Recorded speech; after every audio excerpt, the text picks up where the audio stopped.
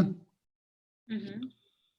Bom, então, primeiro, bom dia a todos. Uma honra poder fazer parte e ter sido convidado para falar sobre esse tema tão importante. Depois o Dr. Rubens vai falar sobre o tratamento, do diagnóstico de melanoma, e pediram para eu falar sobre tumores pigmentados benignos do segmento posterior. Bom, então o objetivo da aula é a gente saber diferenciar o névoas de um melanoma de coroide. Vou identificar também algumas lesões pigmentadas no nervo, identificar algumas lesões também do epitélio pigmentar, que são mais raras, mas é bom também citar. Bom, então a gente começando aqui um caso de uma mulher de 62 anos, sempre gosto de colocar essa foto de início, porque a gente vê aqui já dois tipos de lesões. Então a gente vai focar primeiro nessa, uma lesão pigmentada, subretiniana, e sempre quando tem uma lesão pigmentada, esse macetezinho muita gente já conhece, mas nos ajuda muito a identificar os fatores de risco de crescimento. É importante falar que não é preenchendo esses critérios que já é um melanoma, mas é importante que ele tenha um fator de crescimento, um risco para crescimento. Então, uma lesão como essa, não tem espessura menor que 2 milímetros, não tem fluido, não tem sintomas, não tem pigmento laranja, a margem não toca o disco, uma lesão de 1,1 milímetro, então realmente aqui não tem dúvida que é um névoas de coroide. Então, o névoas de coroide nada mais é do que uma lesão plana ou pouco elevada, geralmente menor que 2 milímetros, pode ser pigmentada, como essa na foto, mas pode ser também não pigmentada, e quando a gente vê drusas na lesão, a gente já fica mais tranquilo, é um fator de proteção a presença de drusa. A transformação para melanoma é rara, mas sempre tem que acompanhar de 1 a 4% dos casos. Então, no ultrassom a gente vê uma refletividade um pouco mais alta, ela é não vascularizada, diferente do melanoma, e o diagnóstico, tanto do névoas quanto do melanoma, a gente acaba 90% dos casos a gente consegue fazer o diagnóstico, tanto clínico, com uma boa foto, e em relação ao ultrassom. Então, 90% dos casos a gente consegue fazer o diagnóstico. Importante sempre avaliar os fatores de risco, documentar as fotos. Isso aqui também é mais um conceito, mais uns fatores de risco. Então, além daqueles que eu falei, existem mais esse, que é o vazio acústico no ultrassom, ausência de halo e ausência de drusas. Está aqui no estudo da Shields, a gente vê que se preenchendo 3 desses 5 fatores de risco, a chance de crescimento para melanoma é 50% dos casos. E preenchendo todos esses fatores de risco, a chance de crescimento é 60% dos casos. Por isso que é importante a gente identificar esses fatores de risco.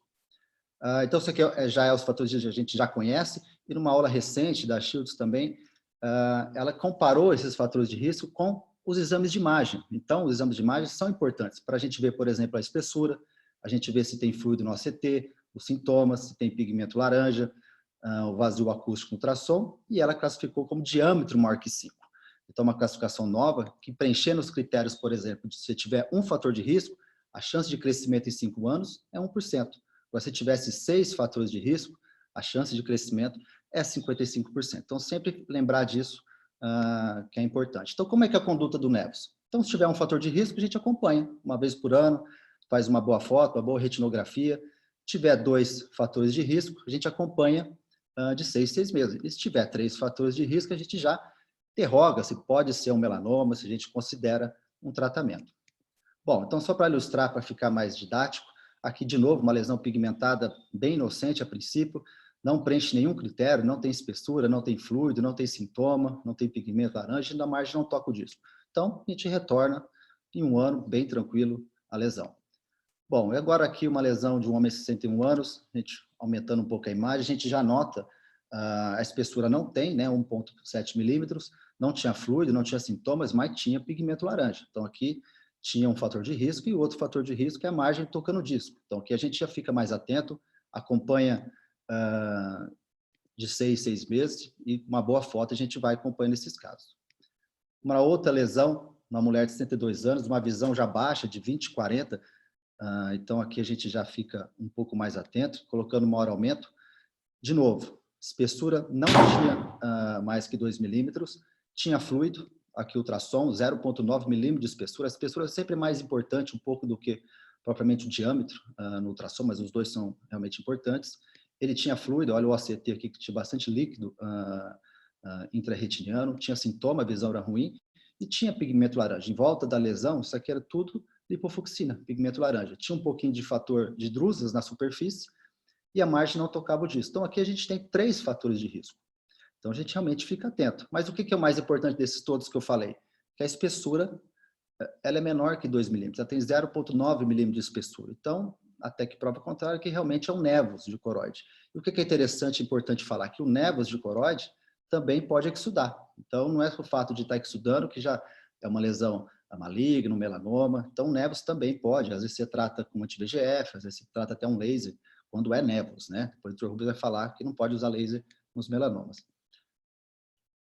Então, aqui para ilustrar, aqui não tem dúvida, aqui preenche todos os critérios. Então, realmente, aqui você pode considerar que é, até que prova o contrário, um melanoma de coroide. Tem todos os critérios, pigmento laranja, margem tocando o disco. Então, aqui é um melanoma de coroide. Só para citar alguns critérios clínicos no ultrassom, para diferenciar um névus de melanoma, geralmente nos melanomas a refletividade é um pouco mais baixa, aqui só comparando de um lado para o outro uma metástase de coroide com uma melanoma de coroide, você vê que a refletividade é média baixa, existem alguns casos que é mais alta, mas em geral a refletividade é média baixa e homogênea. Tem um aspecto em cogumelo, quando rompe a membrana de Bruch, só que o mais comum é aquele aspecto cupuliforme. Então, isso realmente é mais típico dos melanomas. Tem a escavação de coroide, né, que é importante também ver, o famoso ângulo capa também, que é sempre importante no diagnóstico para melanoma. Geralmente, ele acompanha um descolamento perilesional, tá? Diferente de uma meta, por exemplo, que o descolamento é bem mais difuso, aqui ele é mais perto da lesão, um descolamento de retina. O ultrassom também é importante, às vezes você nota algumas extensões da lesão, uma extensão extraescleral também é importante, como nesse caso. Então, só para citar. Mas o que eu quero chegar é que quando tem uma lesão grande, que a gente vê pigmentada, a gente não tem tanta dúvida no diagnóstico, né, de melanoma. A gente tem dúvida mais no que for tratar. O Dr. Rubens vai falar mais para frente. Então, aqui só para citar uma lesão pigmentada em olho esquerdo, temporal superior. Esse aqui é um ultrassom clássico. Aqui tem tudo praticamente. Tem uma refletividade no ápice maior, tem um ângulo capa, tem esse vazio acústico, e foi feito sempre a espessura, né, a altura de 4,2 milímetros. Então, aqui para mostrar realmente que é um melanoma de coroide. Esse paciente fez bráquia, isso vai ser falado posteriormente. Uma outra lesão, olha o tamanho da lesão. Então, realmente não tem tanta dúvida, né, no diagnóstico. Uma lesão pigmentada, temporal, fez ultrassom, 11 milímetros de espessura. Então, realmente é um melanoma. Aqui não tem como confundir nesses casos. De novo, uma lesão pigmentada bem grande, subretiniana, uma visão 20/30, olha o tamanho da lesão, para vocês derem uma olhada. E aqui que quis trazer esse caso, porque vocês notam que no ultrassom, né, depois da esclera, você consegue ver uma imagem aqui, talvez uma extensão extraescleral, né? Então, a gente já foi preparado para a cirurgia e consegue ver que realmente tinha essa extensão extraescleral após a enucleação e foi feita uma radioterapia, enfim. Então, para mostrar que o ultrassom ajuda e diferencia muito o névus de um melanoma de coroide. Aqui uma lesão não pigmentada, de uma menina de 16 anos, que realmente deixou muita dúvida no ambulatório, uma paciente boliviana. E aí, sempre uma lesão não pigmentada, a primeira hipótese que a gente tem que ter é metástase de coroide. Será que era uma metástase? Será que é um melanoma melanótico? Um névus de coroide, pouco provável, a lesão está grande, né? Ou um granuloma. Então, a gente vai passo a passo. A gente pediu ultrassom, que eu vou mostrar para vocês, fez todo o estadiamento nessa menina, tudo realmente negativo, patócitos de tórax, abdômen, nada foi encontrado. Foi feito também sorologias todas também negativas, pensando no possível granuloma, como tuberculose, essas coisas. E o que ajudou realmente aqui foi o ultrassom. Então, o ultrassom nota que é um ultrassom típico realmente de melanoma, um ângulo capa, uma refletividade mais baixa, foi feita a medida de 5,4 milímetros. Então, esse paciente foi feita a nucleação e acabou sendo confirmado o melanoma mesmo. Uma outra lesão, então aqui para mostrar esse caso também interessante, quando a gente tem aquelas lesões que ficam na dúvida, que não é aquela lesão tão grande de melanoma, mas também já não é um névus, então só para didaticamente, esse paciente tinha uma espessura maior que 2 milímetros, tinha fluido, tinha sintomas, tinha pigmento laranja, margem tocando disco, ou seja, tinha todos os critérios. Era uma paciente de 72 anos, olho único, 20/200, e aí, o que vai fazer nesse paciente? Será que já é um melanoma? Vai tratar? Vai fazer nucleação no olho único? Vai fazer uma placa de Braque para piorar mais ainda a visão? Então, realmente gerou muita dúvida esse caso, a imagem não é tão nítida, porque a paciente tinha uma catarata bem importante, e aqui mostrando o pigmento, a lipofoxina também, que é um fator de risco. Então, um névus de coroide, será que era um melanoma de coroide? Então, o que a gente decidiu? A gente fez ultrassom, fez todo o estadiamento também, procura de meta, principalmente hepática, e o ultrassom mostrou uma lesão de 2,7, mas não era um ultrassom tão típico, né, de melanoma. Às vezes, existem alguns casos que o ultrassom ajuda pouco, na verdade, né? Não é aquele padrão certinho de melanoma. Então, o que a gente decidiu nesse caso? Observar. A gente observou com documentação, com boas fotos, e o mais interessante é que não houve crescimento da lesão. Então, isso eu queria chamar a atenção. Às vezes, na dúvida, você pode acompanhar alguns casos, ver se há crescimento e a lesão realmente está estável. Então, essa aqui era uma classificação antes do Aaron Singh, que lesões de 1 a 3 milímetros você poderia classificar no melanoma pequeno, mas agora mudou. Essas lesões a gente chama de lesão pigmentada indeterminada, de 1 a 3 milímetros de espessura. Então, a gente pode acompanhar alguns casos desses, principalmente avaliar se houve crescimento da lesão. Tá? Então, essas são as lesões mais difíceis de diagnosticar, que não é nem o nevus, que a gente já sabe que é lesões menores, né? Ou também não é aquela lesão com melanoma grande. Então, a gente acaba acompanhando esse caso, não houve crescimento e o paciente está indo bem até hoje. Bom, então mudando um pouco de assunto, vou começar a falar um pouco das lesões mais pigmentadas na papila, essa que muita gente também já viu em consultório. Então, você vê que uma pigmentação bem mais típica, bem mais forte do que um nevus de coroide, aqui mostrando no ultrassom também uma sobreelevação, isso aqui não é druso, realmente é um melanocitoma do disco óptico, que é uma variante do nevus, geralmente adultos, pode ter algumas complicações, é rara, e o risco de transformação é raro, mas pode acontecer. Chega a 1 a 2% dos casos, é bem raro, mas a gente já viu casos que eu vou mostrar para vocês, a gente pode acompanhar, se não tiver nenhum fator de risco humano, ou cada 6 meses. Então, aqui, por exemplo, um paciente de 39 anos, com uma visão de 20/30, e a gente foi acompanhando, com maior aumento, a gente, com fotos, né, bem documentada, tinha um aspecto aqui na coroide, um pouco mais pigmentada, plana, e a gente começou a notar que essa lesão estava crescendo. Em um ano, olha como que ficou a lesão. Então, realmente, o melanocitoma acabou se transformando num risco do melanoma de coroide. Então, o paciente foi enucleado só para mostrar que é raro, mas pode acontecer nesses melanocitoma. Um outro paciente de 45 anos, com maior aumento, a gente vê uma lesão bem pigmentada, difusa, aqui sobre a área da papila. A gente foi acompanhando também. E, após 2 anos, olha como que desenvolveu. Realmente, a lesão cresceu muito e transformou no melanoma. Então, fica atento, pelo mais raro que seja, pode acontecer essa transformação maligna.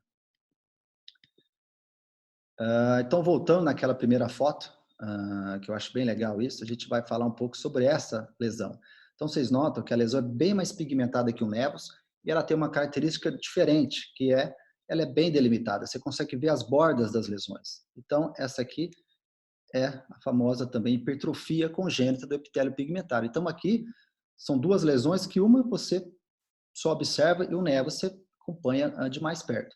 Então, o que é uma hipertrofia? Uma lesão geralmente plana, bem pigmentada, mas pode ter algumas áreas de atrofia ou amelanótica, geralmente na periferia, assintomática, pode ter algumas complicações de oclusões, mas é bem raro. Então, pode ter esse aspecto, vocês notam que é bem delimitada, algumas lacunas de atrofia. Olha a outra lesão também, uma lesão, uma hipertrofia congênita amelanótica, um outro tipo, mas nota que todas essas três, vocês acompanham a borda, que ela é diferente do nevus, quase circular, bem delimitada, então a gente fica muito mais tranquilo que não tem risco para desenvolver no melanoma. Às vezes chegam casos assim que confundem, a pessoa assusta, e realmente era só uma hipertrofia congênita. E essas lesões, quando é agrupadas também, que é bonita, né? Não sei se é raro, mas pode acontecer também, a gente põe maior aumento e a gente lembra que não dá para esquecer, né? Esse é famoso também Beer tracks, que são uma hipertrofia congênita do epitélio pigmentar multifocal, agrupadas, unilateral, na maioria das vezes, limitada a um setor, tá? É importante falar que essa lesão não é associada à polipose, adenomatose, vou falar depois quais são.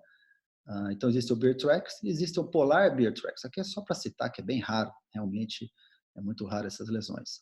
Isso aqui é uma classificação nova, mas eu quis mostrar só para citar que são essas lesões que são mais associadas à polipose. Então, por isso que é importante caminhar para um gastro. Então, quando você pega uma lesão, esse aspecto mais ovoide, uma trilha despigmentada, essas lesões realmente são mais associadas à polipose. Então, é importante encaminhar, ver se tem alguma lesão de cólon, que pode estar associada à polipose adenomatosa familiar. Ou muita gente fala que é uma hipertrofia congênita atípica, esse aspecto mais ovoide.